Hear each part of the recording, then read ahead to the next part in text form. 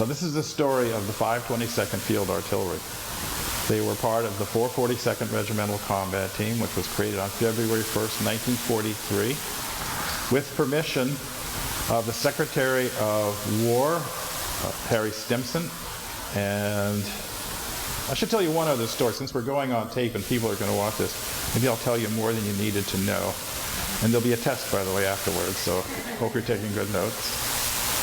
So do you think the Army really wanted to have a regiment of soldiers fighting who were disloyal?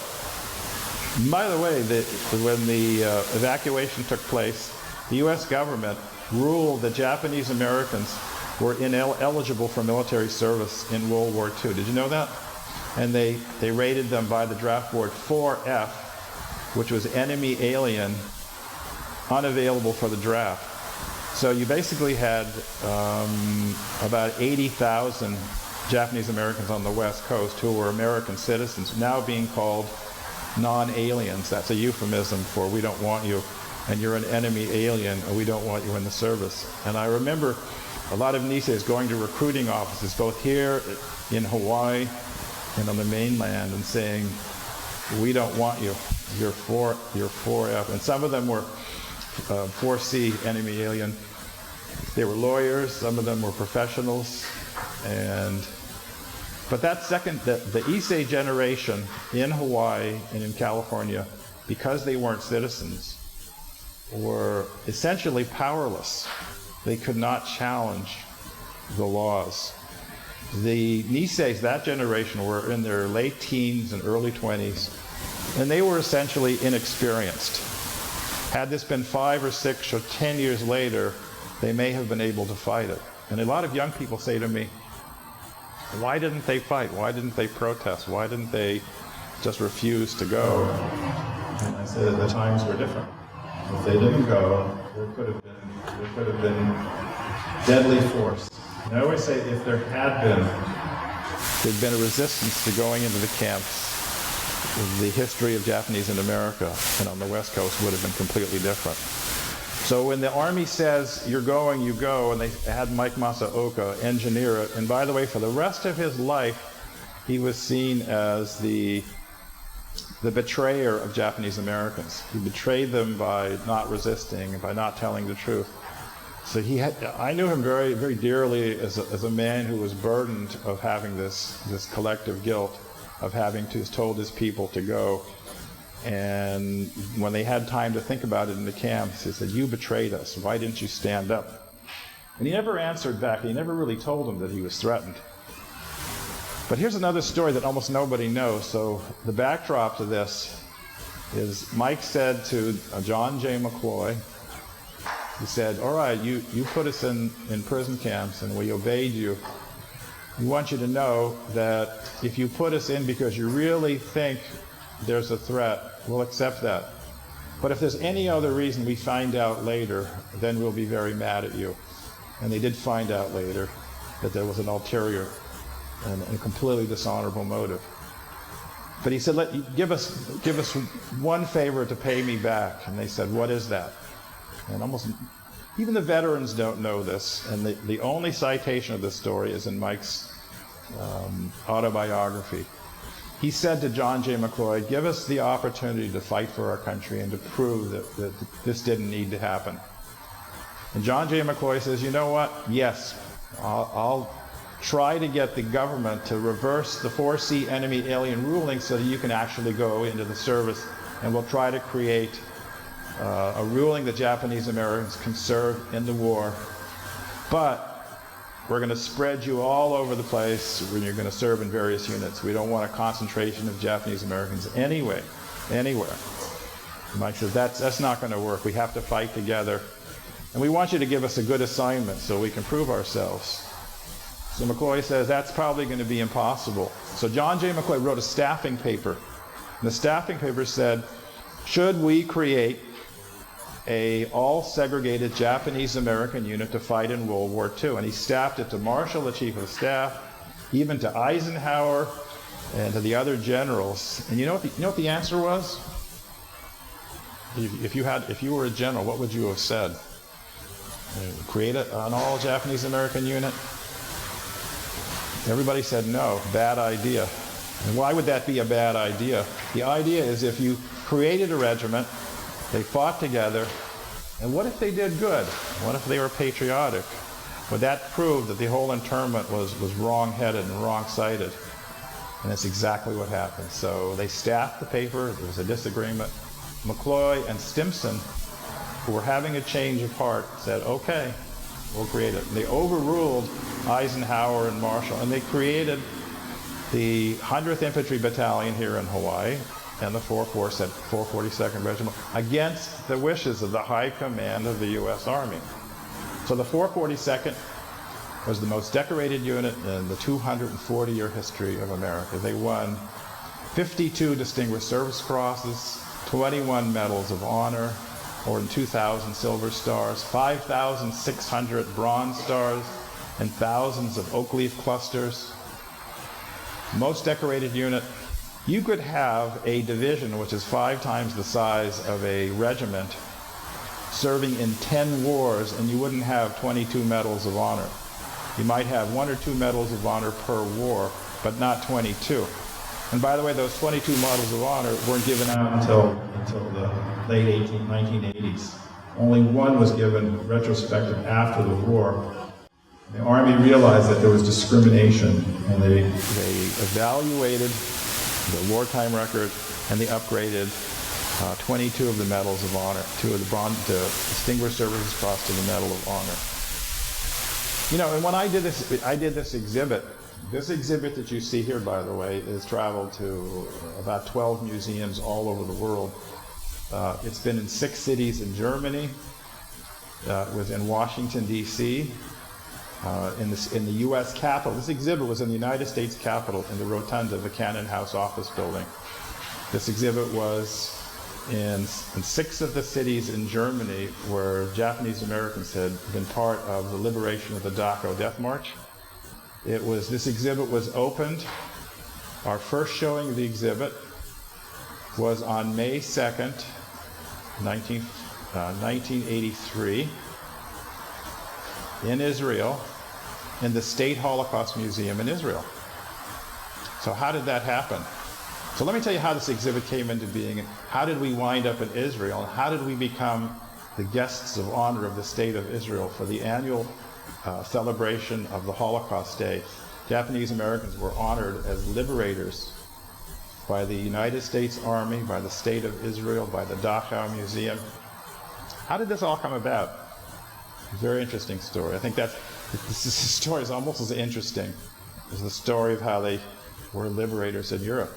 So we were preparing this exhibit from 1980. One year we opened it up in March of 1981. And months after we opened the exhibit, some 522nd Field Artillery veterans said, "You left out a really important part of the exhibit." And I said, "I thought we knew everything." He said, "No, what about when we helped the prisoners in Dachau in Germany? What about that?" I said, "What are you talking about?" And none of us, we had a committee of 15 essays, but none of them were 522nd. We got together and said, "Well, what are you talking about?" I said, we helped the Jewish prisoners. Why don't you have that in the exhibit? I said, "Well, I haven't read it anywhere. Where is that?" And it wasn't written any place, 0, nothing, nada. So one of the veterans, Clarence Matsumura, who's in the exhibit, had driven up from California, and he had 3 giant albums of pictures of prisoners in striped uniforms, and saying, "Look, this is us with the prisoners." So I said, "Well, that's unbelievable. How come we haven't read that? Why isn't that part of the history?" He said, "Well, we were told not to talk about it for 50 years. We don't talk about it. It's a secret." I said, "Why is it a secret? Everybody knows about it." "I don't know." So I talked and interviewed about 40 of the veterans. Every one of them said that they were ordered not to talk about it, that it was some kind of a military secret. I interviewed one of the captains, Captain Billy Taylor. He says, "Yeah, we were ordered by the commanding officer not to talk about it." So it was literally 40 years, 45 years before they actually told anybody. And we have some of the sons and daughters of 522nd veterans, and the children were never told the story. So we went to the U.S. Army, and we went to the Holocaust Museum in Israel and to the Dachau Museum. We wrote them letters, said, "You have records of Japanese Americans being an eyewitness to the Holocaust. And they said, no, it's not true. We checked the records over, and they were completely adamant with me. In fact, they were getting mad. I went to the National Archives in Washington to study the records of the 522nd, and the head archivist said, I read your request, and it's absolutely untrue that Japanese Americans had anything to do with liberating prisoners in Europe, and don't bother me anymore. And I called the director of the Dachau Museum, Barbara Distel, who became good friends with me, and she said, no, it does not work. I've been here 25 years as director of the Dachau Museum, and I've never heard this program.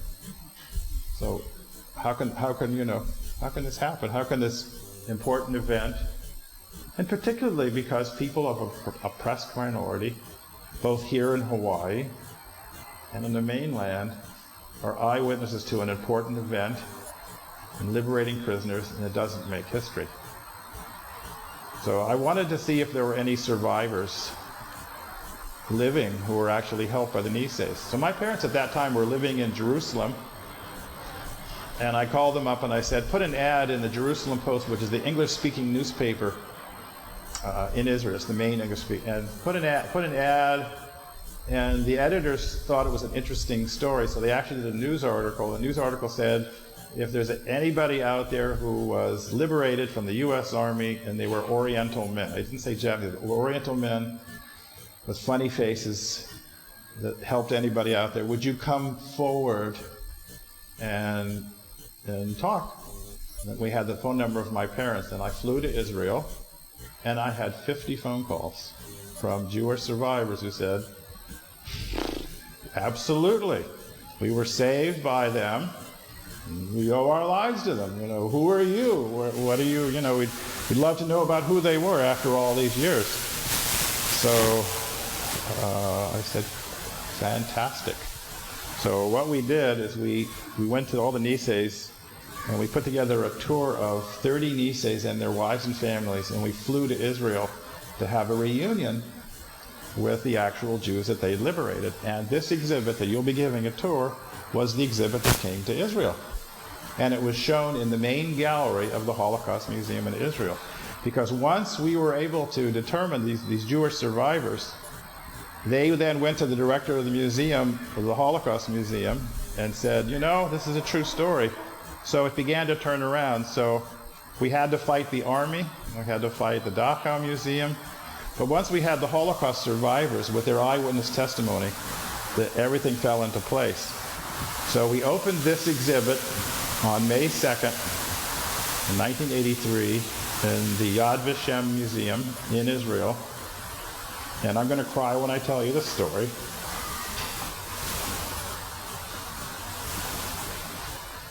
I shouldn't tell it. It's funny when you get old, you get sentimental, Does anybody else get that too? When you get old, things can cry much easier than when you're young. So we met at the museum, and all these Jewish survivors came up to us, and they started crying, and then they started crying.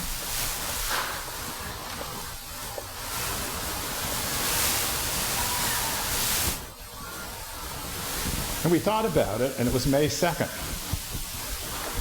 And what was May 2nd?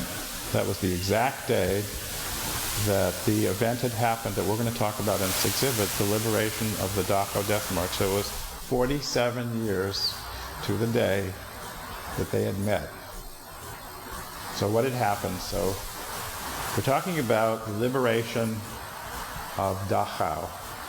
And when we say Dachau, Dachau was the oldest and the first concentration camp built in Germany in 1933. So the moment Hitler came to power, he wanted to remove all opponents to him and put them in concentration camps. And when he did that, his intention was clearly to rid himself of all political opponents, and his number one enemy were the Jewish people in Europe. So Dachau was the prototype of every concentration camp that was ever built in Germany. It was the experimental place. And Dachau was synonymous with murder and terror and the absolute cruelty of humankind. So out of Dachau grew a vast network of death throughout Europe. There were 6 death camps in Europe, and there were 10,000 labor death camps that were created by the Nazis. Most people say 10,000 camps that were throughout Europe. So 10,000. So 12 million people were put in 10,000 camps with the purpose of killing them, working them to death, and killing them and brutalizing them in a way that is highly unimaginable. So Dachau existed, and actually, as it turns out, it was one of the camps that had the fewest casualties. So we think about 43 or 44,000 people were killed in Dachau. And Dachau was used to scare Jews in the 1930s to put them there so they would immigrate and leave Germany. But by 1945, they were putting prisoners, Russian prisoners, and political prisoners, and VIPs for safekeeping. So at the end of the war, there wasn't that many casualties. Now the Jews who were, how are we doing for time? We're doing fine. Okay. So, who were the Jews that were saved by the Niseys? And I'll tell a story. Well, let me tell you the story of how it happens. So the 522nd Field Artillery was an auxiliary battalion of about 650 men that was attached to the 442nd Regimental Combat Team. A regimental combat team is an oversized regiment. A normal regiment in the Army is about 4,000 or so people. But an oversized regiment, a combat team, is a unit that's about 6,000 plus. So it's designed to act completely independently of major and home units so that they could go from place to place without having to have the same kind of technical support that a smaller regiment would be, that would be attached to a division. Division being four regiments. So this was an oversized regiment that had its own cannon company and it had its own artillery battalion. So normally a regiment doesn't have its own artillery regiment. So the artillery regiment, the battalion, was to be in support and fire cannons, and they used what was called 105 howitzers. And they had 4 batteries that had cannons with 4 cannons each, so they had 16 cannons, howitzers, and then 2 auxiliary companies, a headquarters company and a service company. Headquarters for administration, and the service company for communications and wire and technical support. They were a motorized unit. They had trucks and they had these 16 cannons, and they were known almost instantly, as soon as they went into combat, as one of the most effective and accurate artillery units in the armies that they served. And they were known for their technical expertise for firing accurately, and they could unload their cannons, calling unlimbering their cannons, and get into firing position after being on the road within minutes, and fire, get on the target, and support any one of a number of 18 campaigns that they fought in. So they won all kinds of recognition for their accuracy. And the boys of the 442nd just loved them because they needed that artillery support. And we have so many pictures you'll notice in the exhibit. So literally hundreds and hundreds of pictures were taken during the war. And the 442nd guys didn't take nearly as many combat pictures. And why? Because you don't want to lug a camera around and you don't have the energy. But the artillery had their own trucks, so they could carry cameras, they could carry film, they could carry facilities for making a dark room. So some of the most incredible, rare photographs of the combat of the 442nd were taken by 2 of the veterans, Dr. Sus Ito, who was a first lieutenant, and George Oye, who took a lot of the photographs that are in here. And some of the absolute most incredible photographs, the only combat photographs of the rescue of the lost battalion, were taken by the artillerymen who were at the front lines taking actual pictures. And between those 2 soldiers, a lot of these photographs, they took over 100 rolls of 35mm film. So when I met George and Sus, they literally handed me 100 rolls of film to base this exhibit in. And if anybody's interested, and I'm going to show you in a few minutes a slideshow that I did of photographs largely based on these several collections of Nisei soldiers. So how did they become eyewitnesses to the Holocaust? So the 522nd Field Artillery fought in the 1st Italian campaign in Italy in 1944, in the spring of 44. And they were in the fight for the rescue of the Lost Battalion, which I don't have time to go into. And then after that, they were sent to serve with the 7th Army. They were separated from the 442nd to serve on the spring offensive against Germany. They needed artillery. So reluctantly, they pulled them and they had them be an advanced scouting unit in support of the very tip of the invasion of Germany. So if you talk about what the 522nd Field Artillery, they were the tip and the point of the spear of the invasion of Germany. So they were the first unit to go in, the first one to cross the border, and their job essentially was to report if there was going to be any resistance. But by March 1945, along the route in southern Germany where they were fighting, there was almost no combat. The German army had been bombed into the German cities had been bombed into the Stone Age. The German army had been depleted. They had 5 million casualties. There were 14-year-old, 15, 16-year-old boys and 65-year-old men. And there was almost no resistance left. So when I interviewed the nieces, they said almost every town that we drove to basically had white flags hanging in every window, and there was virtually no fighting. And thousands, literally thousands of German prisoners would come, when they saw an American unit, would come racing up there, throw down their guns and put up their hands and said, "Kamerad, kamerad." They wanted to surrender to the U.S. Army. So there was virtually no fighting whatsoever. No fighting whatsoever. So starting on April 15th, the 442nd was entering the central part of Germany on a route that led them through the southern part of Germany around Munich. And they went through Bobingen, Aachen, Aalen, and Fürstenfeldbruck and Gauting, all these little towns, and each one of these towns had a concentration camp in it. So every town in Germany could have been 1 or 50 concentration camps, and a concentration camp would usually be used to making war materials, boots, canteens, helmets, food supplies. So starting in the end of April, a number of the people that I interviewed said that they saw barbed wire camps with guard towers, with prisoners milling around, but no guards. And in at least 2 cases, and maybe more, they had actually, what they said is, shot the lock off of camps. They didn't know where they were or who they were, what it was. It was the first encounters that they had of the Holocaust. But these were labor camps and not killing camps.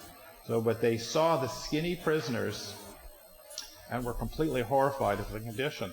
Now, the Allied army at the time had not told the soldiers going through Germany that there were concentration camps. It was not publicized. In fact, it was largely unknown, the genocide, to the general public. It had been written up in the New York Times. It had been publicized in newspapers. But it did not at all seep into American consciousness. In fact, there's a number of important books talking about how the Holocaust was covered by the New York Times and the Washington Post. It was covered, but it did not enter the consciousness. Nobody except people from the highest levels of government, which was Roosevelt, the Secretary of War, knew that there were millions of Jews were being killed, but it just did not enter into the consciousness and was not publicized by the U.S. government. And when the U.S. government conclusively knew, by the way, talk about injustice, that 4 million Jews had been killed and that they could rescue 2 million more, President Roosevelt said, "No, we are not going to rescue the Jews of Europe." It was a decision that was made by President Roosevelt, and he said he actually was approached by the Jewish leadership of the United States. The World Jewish Congress, the American Jewish Committee, rabbinical councils had gone to Roosevelt, and he said to them, "I know what's going on in Europe, but trust me, if we win the war, we'll stop the killing. So if you support the war and don't make trouble, that'll save Jews." And American Jews at the time felt very fragile politically. They felt that they could not challenge the great President Roosevelt, the great humanitarian, who had been one of the most liberal presidents towards the Jewish community. They trusted him to their grave error, and they didn't challenge him. And it wasn't until the late 1960s that the records came out that said that Roosevelt knew that he was lying to the Jewish community leaders, and that he was perfectly capable and perfectly had the resources to save at least 2 million of the 6 million Jews, and they refused to do it. So it was one of the tragedies of the whole, as a backstory, that the United States government was sending millions of tons of supplies over to Europe, and all the ships were coming back empty. And there were places that they could have put Jews. Even in Alaska, the Secretary of the Interior, Harold Ickes, said, look, Alaska is completely unpopular. We can put every Jew in Europe there and give them a few $100s, and they'll make it into a fantastic state. Roosevelt said no. It was called the Alaska Plan. So one of the great tragedies in American history.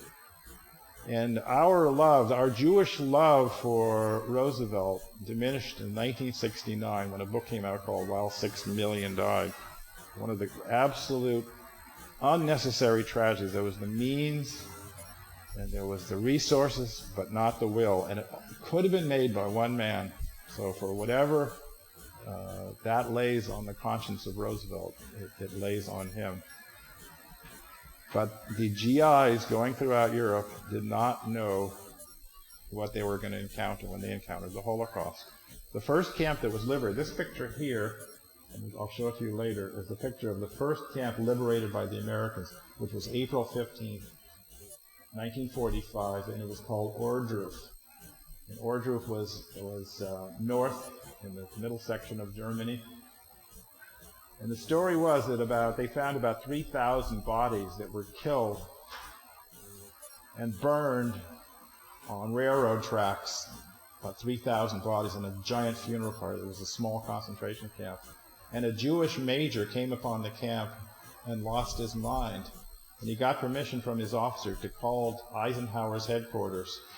And he said, General, you have to come down here. You have to see this. And Eisen says, I'm too busy. It better be important. He says, it is important, and I think you better come down here and take a look at it.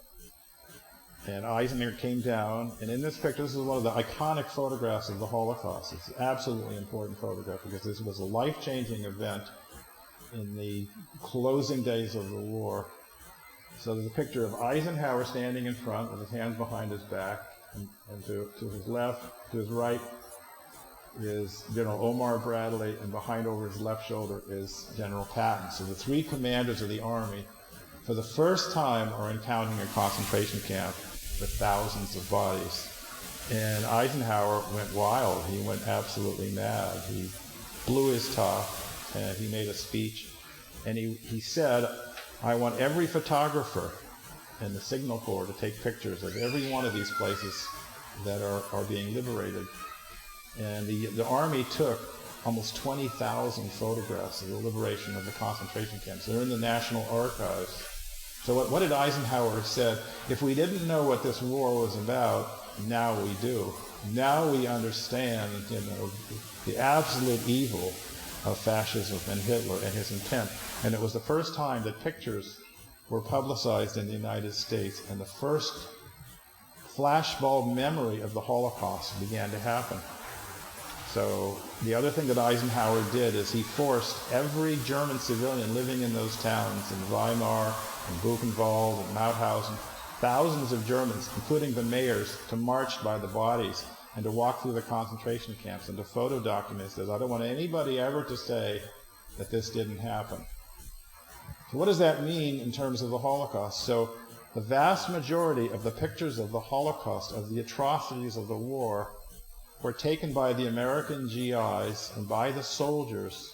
And most of what we have visually is those last moments in the war, the last 2 weeks, and the story of the literally tens of thousands of GIs who became eyewitnesses, who were our eyewitnesses forever. So among those eyewitnesses were the 522nd Field Artillery. So I remember talking to Tadashi Tojo and Sharky Kobataki and Katz Miho and Clarence Matsumura, and I said, what were you thinking when you saw that? And they all cried. They all inevitably they cried, and they said they were more traumatized by seeing the emaciated, dying bodies and the piles of burned bodies. It affected them more than the combat that they'd been in for a year and a half. And I personally think that they had PTSD from doing it. So that when we opened this exhibit, this was the first time they talked about their experiences in the Shoah. And they all cried to me. They all said, thank you, Mr. Saul, because you gave me an opportunity, to get this off my back. They were really traumatized. As were most GIs. So the Death March, the most significant and important event, which they had no idea, the Nisei soldiers had no idea of the history and what they participated in. So on May 2nd, 1945, they were the tip of the spear. They were on their way to the Austrian border on a main highway, and it had snowed on May 1st, and they were driving and hadn't encountered camps in 2 or 3 days. And they looked over to the left, and they saw a big snowfield with big piles of snow. And a few prisoners in striped unistars were running up to them. And they stopped, and they found 5,000 people lying almost dead in a field. And they stopped in their tracks, and they set up a field hospital. And we have a half a dozen pictures. They set up a field hospital, stayed there for 2 days, and fed those 5,000 skeletons for 2 days, and tried to nurse them back to health. So what little rations they had, they realized that the prisoners, and very few of them could speak English, that they hadn't eaten in 2 weeks. They only had water and a tiny bit of food. They were basically dying, and they knew they were virtually dead. So for 2 days they gave them powdered milk and powdered eggs and pancakes, soft food that they could digest, because if you tried to give a prisoner solid food, they would choke to it. They couldn't literally swallow it. They hadn't eaten in days. So they had to be extremely careful how they fed them. So on a humanitarian mission, we have pictures of the giant farmhouse that they took over, and the food that they confiscated from the German farmers and took care of them. So 5,000 people were liberated in what was called the Dachau Death March. What was the Dachau Death March? It was about 10,000 Jewish prisoners, most of them from Lithuania, vast majority from Kaunas and Vilnius, Lithuania, who had been under the Nazi heel and in concentration camps since 1940. So this is 5 years later. They were Lithuanian Jews. The Lithuanian Jewish community was the most decimated Jewish community in all of Europe. The Jewish community in Lithuania suffered 97% murder rate. 97%. The Polish, which we always thought was 80%, but the Lithuanian was virtually decimated. There was 250,000 Jews in Lithuania. By the end of the war, there were less than 6,000. And most of those 6,000 were in that death march. So most of the people who were in that death march was the very tiny remnant of this flowering, this 1,000 years.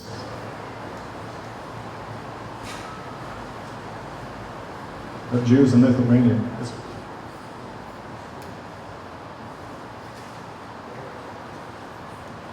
This is all that was left.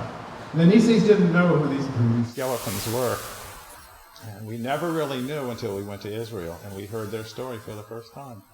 They said, thank you. You are our angels. You are the angels that came down from heaven and saved us from and liberated us from 5 years of absolute abject misery. And one of the people that I met and I became dear friends with was Sali Ganor. Sali Ganor was a Lithuanian survivor who started off the war at 15. He was the exact age of Anne Frank. He was 2 months older than Anne Frank. And he'd also kept a diary. He was hiding in the attic in the Countess Ghetto, and he wrote a diary, but he wasn't able to take it with him because in the spring of 1944, the few thousand, about 20,000 Jews left from Lithuania were sent to the outer camps of Dachau. The outer camps of Dachau, where this death march originated, were the camps of Landsberg, Kaufering, Uting, and they were 25 to 30,000 Jews were sent in the spring of 1944 to build 5 giant factory bunkers. And these bunkers were to pour concrete to build factories that would assemble Hitler's last desperate gamble to try to pull the irons out of the fire and win the war, to make these jets, the famous Messerschmitt Me-262 jets. So they were going to manufacture, the plan was to manufacture 3,000 jets a month, be able to knock the Allies out of the skies, but they had to build them in bomb-proof bunkers.